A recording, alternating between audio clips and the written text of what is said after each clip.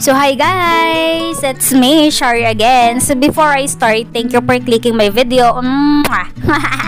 So anyways, ay nagpe-prepare pala ako ngayon sa aking sarili at ako ay pupunta sa labas. Pero ang oras natin ngayon ay alauna pa lang ng hapon. So bali nagbabalak ako ay lalabas ng bahay pag alas 4 na. Syempre mahaba-haba pa yung oras ko para makapag-vlog pa talaga ako ng, 'di ba, may upload ako kasi sayang naman yung So, ayun na nga guys, bali mahaba pa talaga yung oras ko para mag-ayos ako sa akin sarili. Kasi ako talaga, kahit lalabas ako ng bahay, gusto ko talaga yung comfortable ako sa aking isusuot, sa aking itsura. Kailangan kasi talaga guys, yung pagkikilay ko abutin ng mga ilang oras. So, joke lang. So, bali, lalabas nga pala ako. Ako ay bibili ng aking mga school supplies, ng mga kailangan ko sa pasukan na. Kasi nga, pasukan na talaga namin. So, bali, kung kailang pasukan na talaga, yung mga konting oras na lang yung merong natitira sa bakasyon mo, be. 'Di ba? Susulitin talaga.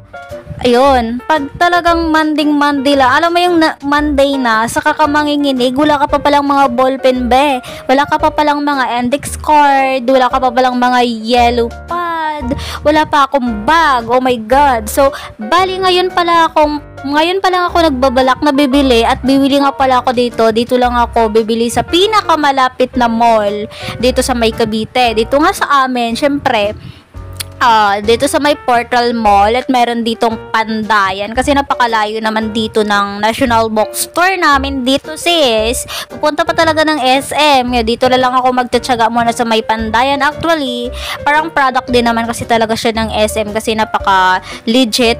Yung mga ballpen nila, talagang bet na bet ko din kung ano yung ballpen sa National Bookstore. Same din dito sa ballpen sa may Pandayan. Kaya dito na lang talaga at affordable pa, presyong estudyante lang talaga.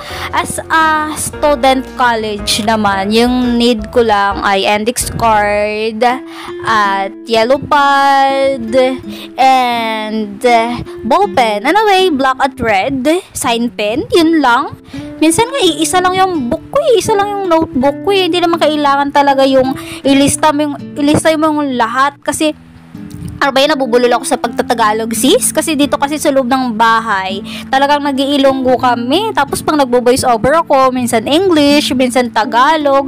Parang nalilito na rin yung dila ko, 'di ba? Kung ano talaga yung at balik tayo dun sa kwento ko sis, 'di ba? At ngayong oras talaga, hindi ko na talaga sasayangin. Aalis na talaga ako at bibilhin ko na talaga yung mga index card na kailangan ko at wala pa nga akong mga sapatos, 'di ba?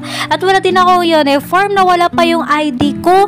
Paano ako ngayon yan makakapasok? Wala akong ID. At hindi pa ako enroll. Kasi nga, ay naku, ang sakit ng ulo ko. Kasi wala, parang nasaraduhan na yata ako ng email ng school namin. Hindi na nag-e-email sa akin. Kaya agad-agad pupunta ako dun sa may registral at doon na lang ako kumukuha at ina-update ko doon.